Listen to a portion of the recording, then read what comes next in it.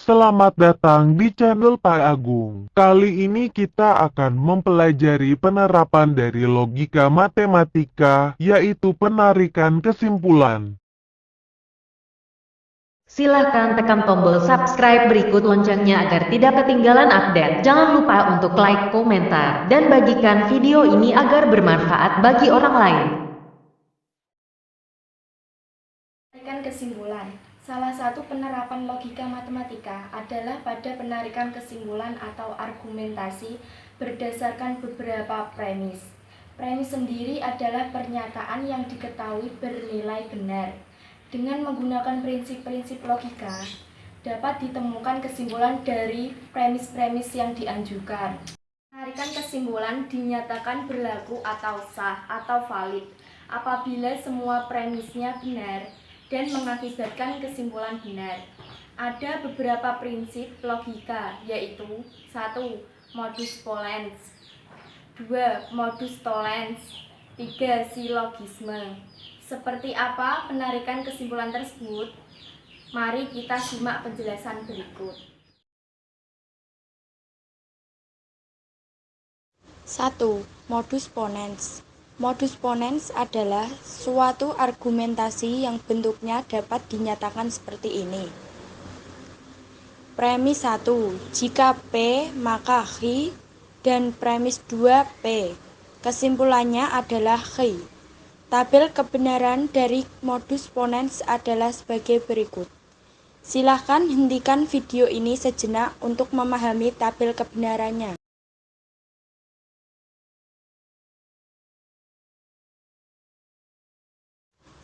Contoh, kita punya premis 1. Jika masih ada wabah pandemi corona di Indonesia, maka kita belajar di rumah.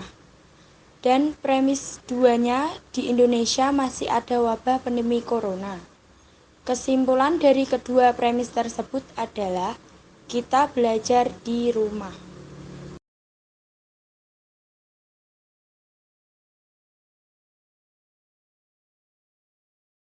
Modus tollens. Modus tollens adalah suatu argumentasi yang bentuknya dapat dinyatakan seperti ini. Premis 1. Jika P maka Q, dan premis 2 bukan Q atau ingkaran dari Q. Kesimpulannya adalah bukan P atau ingkaran dari P. Tabel kebenaran dari modus tollens adalah sebagai berikut. Silahkan hentikan video ini sejenak untuk memahami tabel kebenarannya. Contoh, kita punya premis 1, yaitu jika saya mendapatkan nilai kurang dari 75, maka saya mengerjakan perbaikan. Dan premis 2-nya, saya tidak mengerjakan perbaikan. Kesimpulan dari kedua premis tersebut adalah saya mendapatkan nilai tidak kurang dari 75.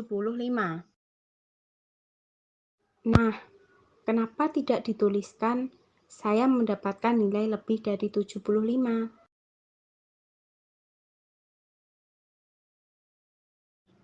Mari kita pahami lagi premis yang diberikan.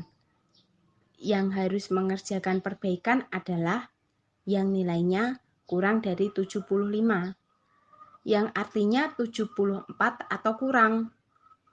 Sedangkan jika kita menggunakan kalimat lebih dari 75, artinya nilai yang dimaksud adalah 76 atau lebih. Lalu bagaimana dengan yang nilainya 75? Apakah mengerjakan perbaikan atau tidak?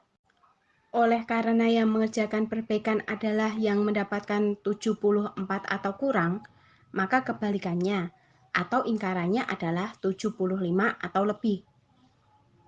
Sehingga kita gunakan kalimat tidak kurang dari 75. Dan kesimpulan dari premis yang diberikan adalah saya mendapatkan nilai tidak kurang dari 75.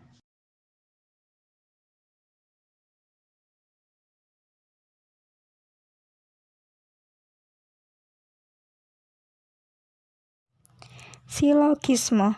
Silogisme disebut juga sifat transitif dari implikasi, adalah suatu argumentasi yang bentuknya dapat dinyatakan sebagai berikut.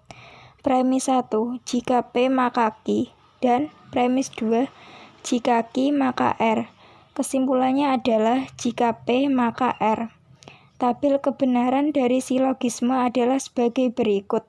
Silahkan hentikan video ini sejenak untuk memahami tabel sebenarnya.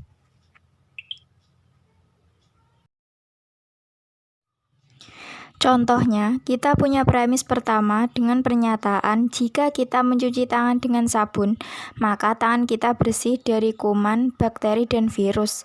Sedangkan premis kedua, jika tangan kita bersih dari kuman, bakteri, dan virus, maka kita terhindar dari berbagai macam penyakit.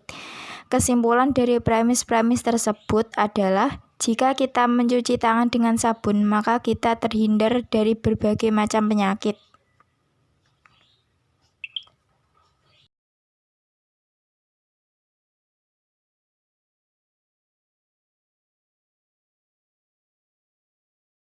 Terima kasih sudah menonton. Semoga bermanfaat.